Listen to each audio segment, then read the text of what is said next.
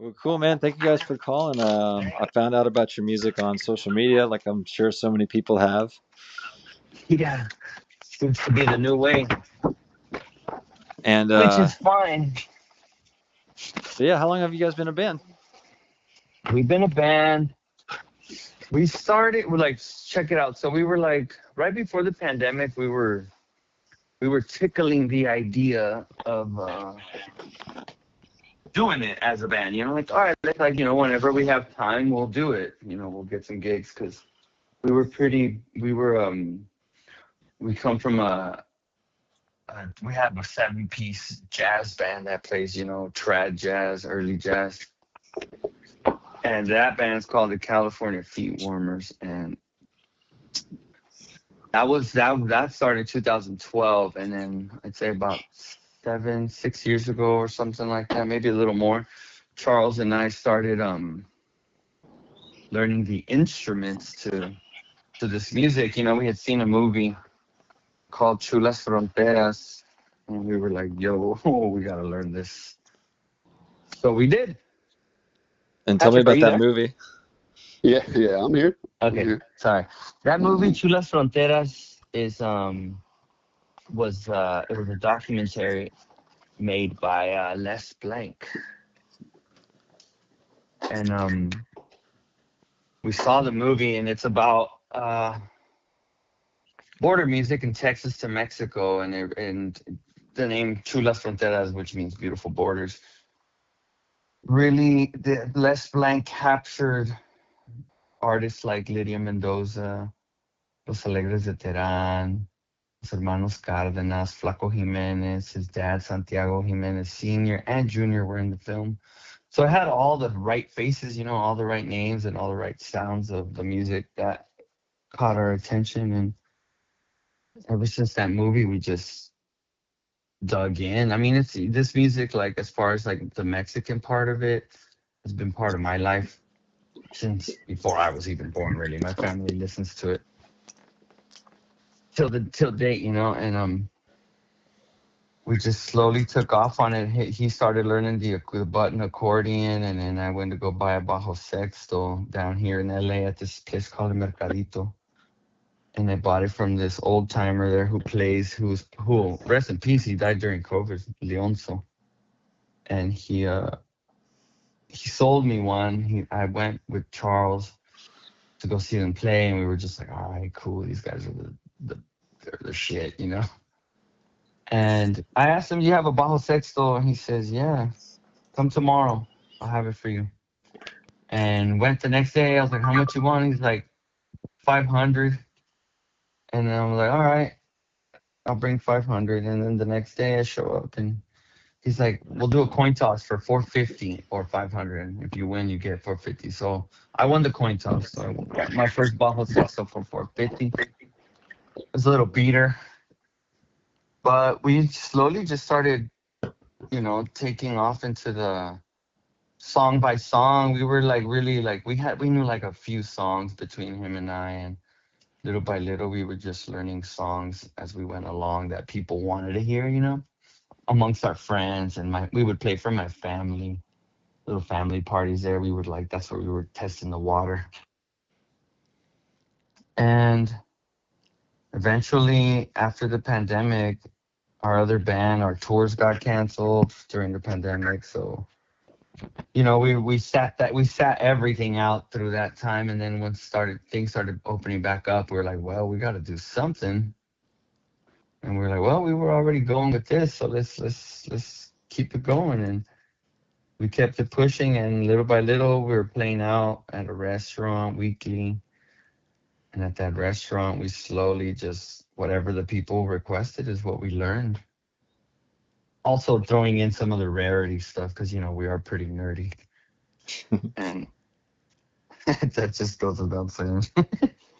But little by little, yeah, people just hiring us for their parties, the funerals, weddings, quinceañeras, baptisms, 1-year old birthday parties, 2-year old, 3-year old, you name it. And we're just now like we're here in LA, and the people won't let us go. They're holding on to us, and they're blessing us with work and attention and support, and we're just kind of going with the flow. The people are deciding what's going on with us, honestly. And so, Carlos, you're on the bajo, sexto, and Patrick, what instrument are you on? I play the tololoche, the upright bass. Oh, right on, man. And Yeah. so, is that the same instrument you were playing in the jazz band? No, so we all played different instruments in the jazz band. Um, I played guitar and banjo, and Carlos played bass. He played everything in that band. He played whatever we needed him to. He played drums, guitar for a while, washboard. Um, Yeah. and I'm a Charles Grammy played. nominated washboard player, by the way. That's a fact. Right on. That's a fact. And Charles played trumpet. He's a really good trumpet player. And yeah, I mean, we did that for like a decade. I was the main band, but after after gigs and stuff, Carlos and Charles would always be learning like Ramon Ayala songs and stuff. And Legos uh, Veteran, all that stuff. yeah, and they were really good. And yeah, just slowly that band kind of took over. And because like the jazz band played a lot, but there's no like there's no equivalent to like playing Mexican music in LA. There's just such a demand for it, There aren't a bunch of like 1920s jazz nerds that want you to play at their house every Saturday, So it was easy for Hey, like, hey, sorry to cut you off. Charles said he can hop on, so I'm gonna add him. All right, guys. oh yeah, go for it. All right, give me 1 second. Let's get him on here.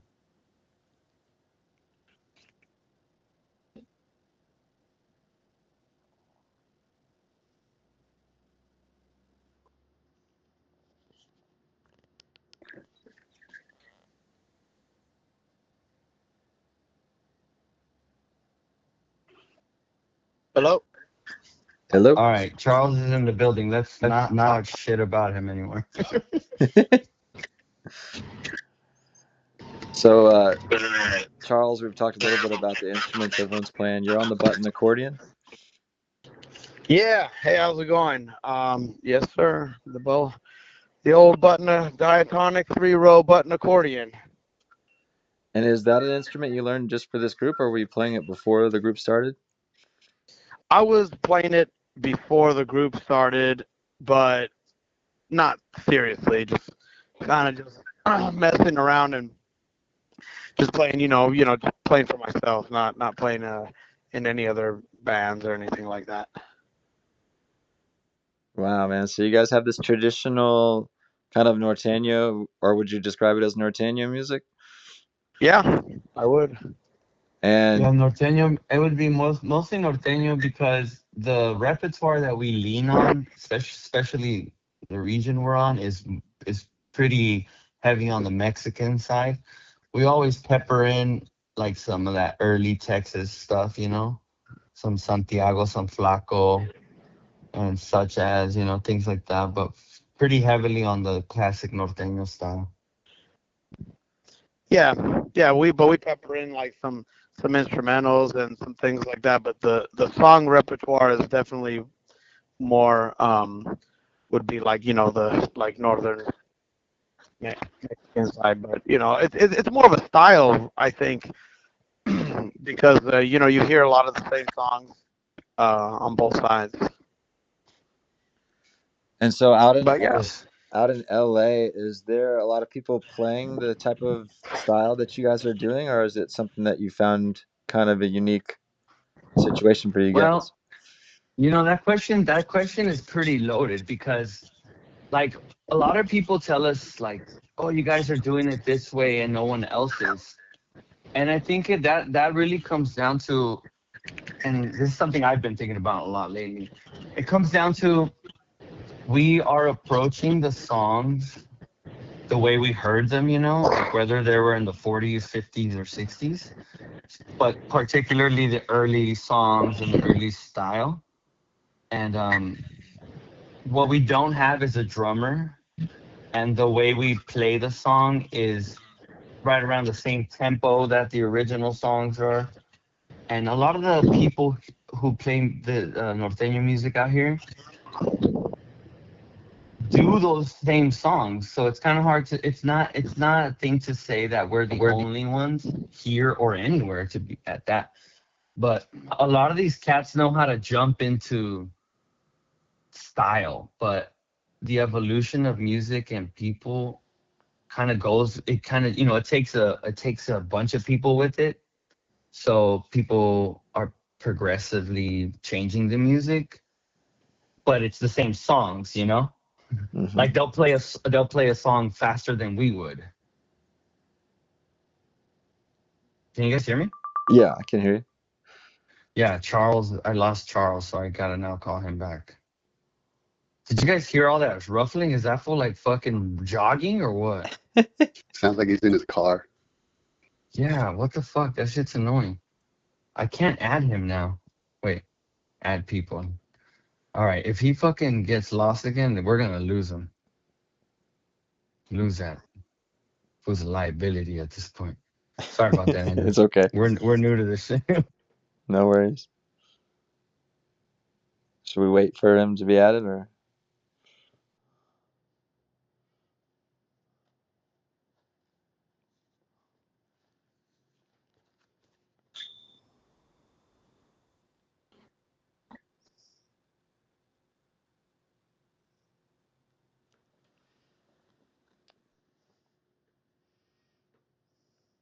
All right, Charlie, you there? Yeah, can you guys hear me? We can hear you. There we go. Okay. Cool. So Sorry yeah, I about guess but like stylistically, I think we're definitely like we are more than trying to do the classic style. Like obviously we're dressing like these old timers because we like it, not because we're trying to prove something. Right. It's and playing the music. Like honestly, it's us honoring those guys who paved the road for us to do what we do now. We're like blessed at this point with what we're doing. We're lucky that these songs are as good as they are for us to play for people. And like Pat was saying, is like there's so many people who are fans of the songs. Yeah, there's artists, there's the big names and small names, but the songs are what it's all about for anyone who's into this music. Yeah, I mean, I to add to what Carlos already said. Sorry. Um, we we didn't really. I mean, when we started playing, there was never a conversation like, okay, we're gonna play old style. We're gonna do this. We're gonna do some sort of throwback thing. We literally just started playing the songs that we liked, and they could be from the '70s or from there's recordings from the '90s. I mean, there's recordings of this music all over the decades. When it started being recorded, and the styles have changed. But a lot of the songs can be kind of the same ones. But for us, it was never like, oh, we're gonna be old school. Like we just did it, and other people told us we were old school. Other people said to us, "Oh man, I love this whole like throwback old school thing you guys are doing, like the traditional thing." And then we kind of said like, "Well, yeah, but I thought this is like kind of what you do. I thought this is like kind of like what you do because I saw bands um playing polkas and playing the same songs too. Um, not anyone like our age, but I did on like the internet. I mean, I figured, okay, well, this is it. That's why I liked it. And then when we went around and we played for so many families, I mean, I don't know how many it's been over the 5 years, thousands of people, families, Hundreds and hundreds. yeah, definitely, and every weekend a few houses, and sorry about that. But they told us, and then we said, oh, they're like, that's what makes you guys unique, and so we said, oh, well, I guess that's what we're doing again. I mean, it didn't phase us, and I mean, Yeah, it was yeah, like from playing 20s jazz band and Joplin songs to this. It's like We're like, Yeah, I mean, we do like old music. I'm not gonna deny that. but to us, honestly, it's new. It's brand new. I mean, Yeah, absolutely. I didn't grow up in the in those times. You know, I was born in the '80s, so you know, it's all brand new music to me. So people are like, oh, why do you guys like this old music? I'm like, to me, it's completely brand new. You know, I can't. You know, we might have heard it when we were kids, but it's not like we're playing some sort of. It's not like we're playing like Bach partitas or something like that. You know, we're just playing. We're just playing. We're just playing the People music, like. and everybody likes it, and everybody likes it. So it's like it's popular music. Bam! I found a pick. Yeah, I feel Sorry. like that's what is so attractive about your group because a lot of the older generation has that music, but the younger guys have a lot of the modern stuff that's going on with Tejano music or norteño music. And even when you do see the bands playing traditional style, they have a lot more instruments and stuff. So to hear you guys, it's more like listening to Carlos and Jose or something that people remember from their childhood. Huh, Yeah, that's literally. wild. That's what the like in my head. Like when I imagine what people think, especially and particularly older people who got to live the time of life that's what was happening, that's what was popular, that's what everybody liked. And what's crazy is like it was it was a thing that a lot of people liked it, just the way people like Peso Pluma, like the youngsters, like you think about all these people telling us this, they must have been like 20 years old into this music. Yeah, yeah, yeah. They were all So young. it was kind of like the same, it's kind of the same thing that's happening with Peso Pluma. It's just obviously it's a whole nother world we live in. But Yeah, but I'm sure they felt the way these kids feel about Peso Pluma, which is it's beautiful. It's their time. It's their time, and yeah, as much as I could be a music snob, like I'm nobody to say things are good or bad as when people love it. yeah. And I mean, it's like, dude, you know, they're partying like it's 1850, and these rhythms are, they're just upgrade. They're just upgrading the rhythms and the melodies a little bit, but it's still it's Yeah, still you're still rooted. fucking. There's It's like still rooted in stadiums. tradition. You got a stadium full of thousands of people, and there's these fuckers are playing a waltz, dude. Yeah. Like that shit. That shit to me, as a super music nerd, that It's shit goes amazing. hard. Yeah. Oh yeah. I'm gonna use the kids' words. That shit goes hard. Oh yeah, dude. Yeah, for sure. And I mean, for just as for us, I mean, it's I think it's I mean, like part of my, I mean, one of the benefits and part of the thing that really I think warms our heart and makes us want to keep doing it too is like, we um you get to, I mean, you get to show these people that um work so hard their whole life and marginalized that, hey, like, you matter, look what you did, like, we're heavily influenced by who you were and by who you are still, but like, that was, that's a big thing, Yeah, it's like you made telling a big it's like difference. telling them, hey, you're still cool. Yeah, they know. They don't need anybody to they That's don't need true. They anybody do to though. defend it, but none of them are surprised. None of the older folks are just like, wow, I can't believe this. They're just like, oh, finally, you guys came around. That's true. Yeah, I think that's what's so cool about what you guys are doing is bringing it back to the old school.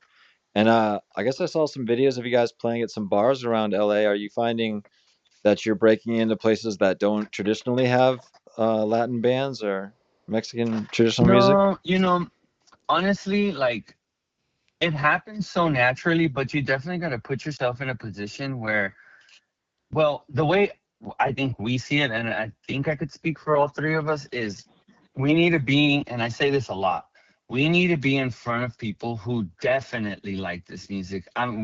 We're not trying to convince people that this music is cool. You No, know, it's definitely. it's it, it's the thing about like we know where the hell we need to be. And some bars we play at bars, but the bars we play at, like let's say East Side Love. East Side Love is in the east side of downtown LA. It's right across the bridge, and it's heavily Mexican and Chicano culture. Chicano culture is pretty thick there. Um, and a lot of these Chicanos are supporting us, and they're also tapping into what I consider more of their Mexican side than their American side for once. Well, I wouldn't say for once, but I say for once because I didn't grow up in LA like that. I'm from the San Fernando Valley. And in the San Fernando Valley, like I saw Mexican dudes on horseback when I would get out of high school, and it was normal to me. And I'm Mexican, and I've seen that my whole freaking life. You know, I wasn't like at a protest with Chicano movement. I was later on in life, like now, but I learned about it living there. And now that we play at this bar, like I'm noticing a lot of Chicanos are tapping into, especially with the way the climate is. Chicanos are like, yeah, it's more of a time to be who you are than fight the same fight that's never been won. Yeah. I mean, we definitely have played. I think probably in the earlier days there was a few times where somebody liked it and they wanted to come play here, and so we said, okay, well let's go do that, and we did it, and we would play these songs that when we would play in front of um, Mexican or Mexican American audience, everybody was the minute the first two notes go on, it's they're happy and they know the songs, and to play those same go and play Puño de Tierra in a bar where where everybody's ignoring it like it's just a song like whatever, like it's Yeah, like no, I'm not gonna do that, like that we have been in that position. You're right, and you we know what? We we've done stopped that once or twice, immediately. and we looked at each other. We said, like, this is we don't need them, and they don't need us, and we don't need them. We know who Yeah, likes us. We know who's this music, and anybody can come is welcome, but but you gotta like it. you gotta be where the people like value and we feel I've never felt more valued than in front of a Mexican audience. I mean, they really make you feel good. And Yeah. I mean, and it's not about us, I mean, it's more about it's them, they're the ones doing it, they're the ones making it happen. We're just doing what we already do. They're the ones making it a good time. So, Yeah. uh, uh, yeah, it's one of those things where it's like we're just really lucky, I mean, we were doing it Yeah, like anyway, and then once as we started listening to people and just come do this and hearing this and that and whatever, then it was just oh yeah, wow. my whole life playing music. I've always played music I like, and I still like it to this day. I love it. I started playing rockabilly music, and then western swing, and then jazz with the boys, and I love that stuff. I listen to it every freaking day. But like playing that music in this day and age is just like it makes me feel really like I'm doing this for myself more than anyone else. And that's good, but it like for a musical career, Yeah, play norteño is you're doing it for somebody, which makes yeah, you feel exactly. really good. It makes you Yeah, feel like you're that's my doing a job, like you're yeah. facilitating something that's real. They people there's a line of people asking you to play songs and telling you songs. It's like, that might have happened, to Fats Waller and with Al Capone days, with the jazz repertoire, but that doesn't happen anymore. When we used to play jazz, people asked us if we were playing bluegrass. I mean, I'm like, Yeah, what, like what are we is this doing here? Like, bluegrass, you guys dude? don't even know you guys don't even know you don't even know you don't know anything, you know. Oh, Okay. cool. So like I don't know where the fuck I was going with it, but yep. You were talking about requests. Oh yeah, yeah, Well, the request. Like, well, once we take a request, and people, it's a common thing in this music. Like, if you're not a big timer and you're just playing these songs, like it's a you're people are accustomed to request songs because that's just how it goes. That's That's why you how it go to goes. You go to a Mexican restaurant, you see a band, you ask them for a song, they fucking play it for you. Simple as that, right? People know the music, and that is the I think that's the biggest difference in what I had to say about I've always played music I liked and not music people like, because when you get people requesting songs they love and have heard their whole life, and then you do a version and they like it, and they just immediately say, "You did a good job. I like you." It's just like that. And so, are you Yep. guys able to play any like country dance halls or any non-traditionally Spanish places, or is it really you're focusing on for the audience that already wants to hear what you're doing? I mean, we've played some other, but I mean, it's about the audience. So no, I mean, if the audience is there, and I mean, if the audience for norteño and regional Mexican music or if they're there, then that's that's what we're gonna go play for. That's what we're gonna go Yeah, play like for. and it like when sometimes we show up to a gig, we're like, all right, we'll write a set list of like halfway written set list, and the rest is up to them. Yeah, and the rest they just ask, they shout songs up at us. And that's how we go about it, because honestly, when you allow them to be part of the show like that, if I went to a concert of someone I liked and they play a song I shouted, I'd be like, all right, this concert's actually pretty cool, you know. Right.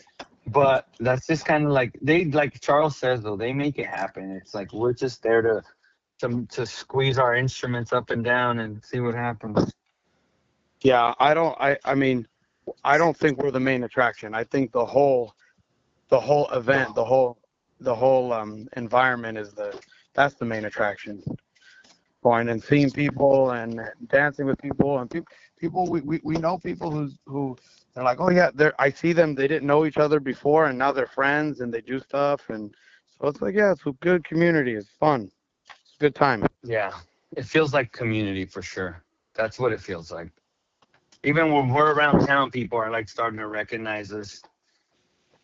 Yep, I get Now, recognized at my kid's school. somebody called me last night. They're like, "Dude, there's a fucking guy wearing your shirt at my little kid's little league game." I had to. I was That's like, "Go." amazing. I was like, "That's great." I was like, That's why we sell them." Wow, man, that's so cool. And I Yeah, know we're you guys. lucky. I'm sorry. we didn't Sorry, go ahead. expect we didn't expect any of this. I mean, we No. just, and we don't know what to expect in the future.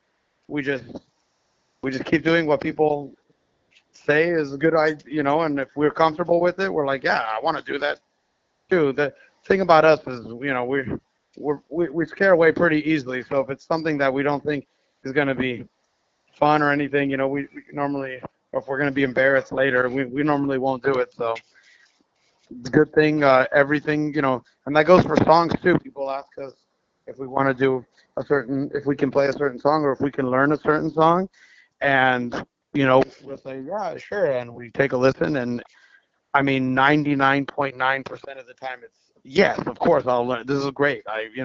All the repertoire is good. So, and we're lucky. What can I say? I don't know. And so I know you guys have some albums out on your Spotify. Are any of the songs original by you guys, or is it all covers that you're doing? Those are all covers, but there's originals in the chamber, and that's talk about opening up a new chapter in this music, because the reason the reason they're all covers is because, one, sometimes like playing in other bands and other styles of music, you're like, it's a cover, it's kind of like you don't want to be a cover band. Well, you know I've noticed some of the artists who are like filling up arenas in Mexican music know all of these fucking songs we're doing. And it's like you gotta know a lot of songs. It's just part of like it's part of your portfolio as a musician. Like you know, and in this music, if you take it song by song and you really look into it, almost, I wouldn't say everyone, but almost everyone has a version of another of a cover because it's just a must. And I've been Yeah, I wondering like wouldn't even what that consider means. them. Yeah, I mean, when I hear the word cover band, I think of like somebody, I think of like look at somebody's gonna go play like a Led Zeppelin song. It's like Yeah, everybody knows that that's what that is. But music like music like this or other types of folk music, popular music, it's it's it's communal. Like everybody plays these songs, and a lot of them, if they're played by an artist, many times those artists they didn't even write the song because they have people who compose the songs, and they have the artists who interpret the songs. And especially Mexican music, you can have a norteño version, you can have a mariachi version, you can have you can have different a kinds of banda version. a banda version. You can have different versions of different stylistic versions of the song. So it's just you know I don't know. Does that make sense? Yeah, for sure. Yeah, I mean it's part of the it's part of the like I mean It's part of the culture. it's It's part of the it's part of the tradition. tradition of the You music. have to be able to play a lot of songs. Yeah, it's like if you go to a mariachi and you say, "Can you play El Rey?" and they're like, "We've never heard it." Like, what do you Yeah, mean? yeah. What do you listen to? Yeah. Yeah. Why are you What? dressed like that with that funny jacket? Yeah, yeah, yeah. Yeah. Oh, well, we can play Slayer. Okay. Um, which would I think there is a Would be. mariachi band who can play Slayer, but yeah, also in like the jazz world or like the early jazz world, um, It's the same they concept. they don't really talk about those as being covers. They're songs, Or songs, yeah.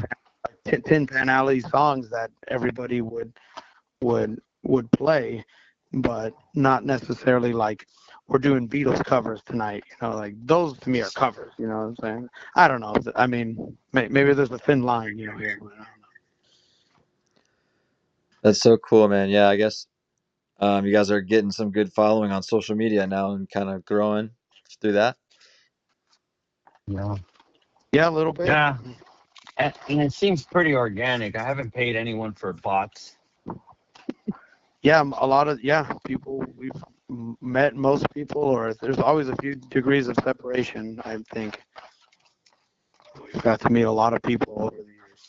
And you know what? As far as social media, it's been pretty fun making videos of us just playing. Yeah, for sure. Is everyone still there? I heard a Yeah, little yeah. beep. Yeah. Okay. Well, that's really cool, man. Yeah, I guess my algorithm has a lot of Spanish music on it. Maybe that's how it popped up. I'm over here in Austin, Texas, and Nice. Yeah. I don't think we really have a band like you guys out here playing that style of stuff in Austin. That that is so crazy to me. I assume that just there would just be bands like us there or anywhere. Like that was There just is a my band across the border. yeah. There's There's lots. Yeah, there's lots in Monterrey for sure. Right. Yeah. There's this one particular group that's doing it like pretty fucking. I mean, they're from Monterrey. They're like from the belly of the beast, you know. Yeah. They're called Los Hermanos Sonría, and two bros, and they get down, man. They're fucking awesome. And you know what? You know what? Another cool. Speaking of bands and We're social dancing at media. the White Horse a couple of times. Oh yeah, fuck yeah, White Horse. Um, one of the cool things I've come to learn, like playing in like American music scenes, has been what it's been for us. It's good, it's cool. We've had a lot of good stories, and you meet bands and you make friends. But in this music, I've never felt so supported by another musician like in this music. Yeah. Like these guys cheer you on so hard. They go to your shows and they're like, "Yeah, I fucking love them." And you're like, "But you're better than me." And they're like, "What the fuck?" Like they don't even look at things like that. They're just like, "You're doing what I like," and vice versa. And I've just never seen such support in a scene of musicians like this one. Yeah. Yeah, it's so Agreed. cool. Actually, That's really cool, man. Yeah, I think there's a big opening, for what you're doing that you might have stumbled upon, but there's so many people that want to hear that old, small, stripped down, traditional style, and there's just nobody really out there doing it. So I think you guys have really found something that's very appealing for so many music fans out there. Hope Right so. on. Well, we're just doing what comes natural. So I'm glad, I'm I'm glad that glad you noticed and you like it, bro. yeah. I appreciate that very much, Andrew. That you took the time to reach out and want to talk to us, because like Charles says, we're like we get shied away pretty easily, but like I feel like lately people are, I'm not gonna lie, I feel like people are definitely giving us some kind of confidence to feel comfortable getting attention for this, because again it's like it is something we kind of stumbled upon as far as like going as hard as we're going with it. Like, liking the music is one thing, we like love the music, but seeing ourselves in this light of like doing what people want. Like Charles says, it's not like we're like actively like, oh, let's go make a video of me talking on the phone so people can like us. It's like, no, like let's just go fucking play some music for people.